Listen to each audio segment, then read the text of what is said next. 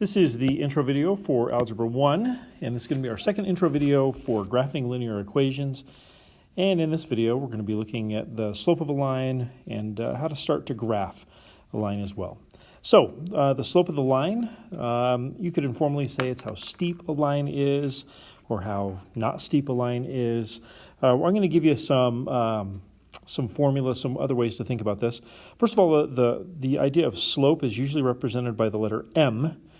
And we say that, a couple different ways. We say that slope is change in y, so the change in the y coordinates, divided by the change in the x coordinates.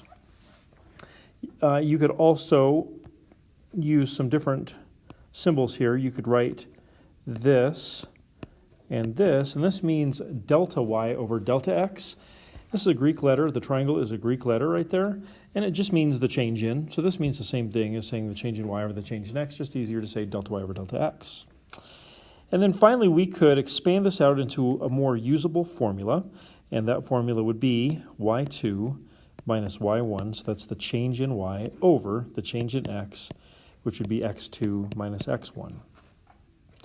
Okay, so in class, we'll work with that formula quite a bit, but what I want you to do right now is just kind of file this one away and remember what slope is. Okay, so if we do know what the slope of the line, and a point on the line, then we're able to graph the line. Now, there's two ways that we can identify this information, and the first way is slope-intercept form. Slope-intercept form is y equals m times x plus b. So if you remember from earlier, we usually use the letter m to represent slope, and that's true here as well. And then the b helps us to find our y-intercept. Our y-intercept will be 0, b. 0, b for our y-intercept. And the y-intercept is simply the place where the line intersects with the y-axis. So an example, using slope-intercept form, I want you to look really carefully at our example and compare it to what I just showed you. Do you see how it's exactly the same form? We have y equals mx plus b, and then our example is y equals 1/2 x minus 3. The exact same form. So what we'd want to do from this is we'd want to pick out our slope. So can you see how the slope is the number that's attached to the x, which would be right there. So I would say our slope would be 1/2, and then our point is going to be the y-intercept. And if you look at this orange highlight, you can see that the y-intercept is right here. Therefore, the y-intercept must be -3. So our y-intercept is 0, -3. So here's what we do with this. We're going to take our y-intercept, our point. We always start off with our point, and I'm going to plot that point on the graph. So 0, -3 would be right about there.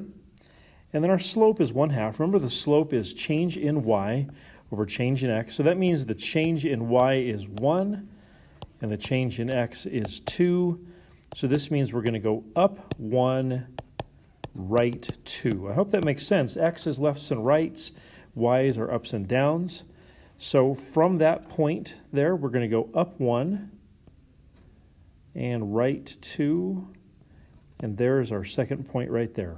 I'm actually going to use a little different color to help make that maybe a little bit more clear. So up 1, right 2, and there is our point. We could keep doing that slope repeatedly, and we would get the same pattern. So up 1, right 2.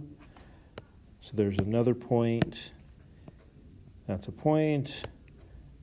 I'll do another one here. So we go up 1, right 2. Again, there's another point. We could even reverse this. So instead of going up 1, right 2, see the pattern works if I go down 1, left 2. And so that would be a point over there as well. Bottom line is what we're looking for is this linear pattern. I think we're starting to see it. I'm going to connect these with something that will hopefully be a straight line. Something like that. We always put arrows on the end of our lines because the lines do continue on and on forever and ever. that would be using slope-intercept form. So there's one other way this could go, or at least another way this could go, and that is point-slope form. Point-slope form is this. Y minus a y-coordinate is equal to slope times x minus an x-coordinate. This is a slightly different form, and we can actually go from one to the other as far as the slope-intercept and the point-slope form. And so, again, the overall concept I want you to get is in order to graph a line, all you need is a point that's on the line and the slope. So maybe you've noticed already that our slope is still m, it's right there, and that's right there. And see, they're in the same spot, we're in the exact same format here. So I would say that my slope is going to be -3. And then my point, this gets a little bit tricky here. Notice how the y-coordinate for the point is right here and the y-coordinate is right there. Notice it's y minus y1. So I can actually try to circle a little more precisely. That's my y-coordinate, that's my x-coordinate. And so as you translate this point-slope form over to the point that's on the line, we're actually going to change those two signs. So it's y minus 1 and it's x plus 2. Well, my point is actually going to be -2 for x, positive for y. That's again because in the formula it's y minus y1, x minus x1. We can talk a little bit about in class about why it is those signs. It actually just comes from the slope formula we looked at earlier. Okay, so when we graph these lines, we always start off with the point that's on the line. This one's not the y-intercept, it's just some other point. So -2, 1 is right about here. Nope, that's not it. It's right about here. And my slope is -3. Of course, -3 is really -3 over 1.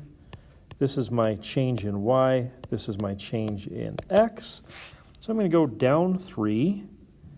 So down 1, 2, 3, right 1.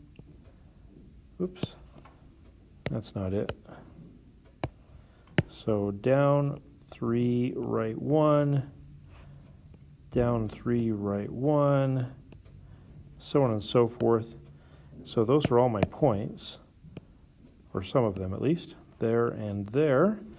And I also could reverse that slope if I wanted to. I could go up 3, left 1, up 3, left 1, giving me this point right here. Oh, this is not going well. And that point right there. And my line would look about like that. Again, we want to put arrows on the end of our line, like so. Okay, so when you come to class, we'll be working with slope-intercept form and point-slope form as we graph these lines. We'll see you then.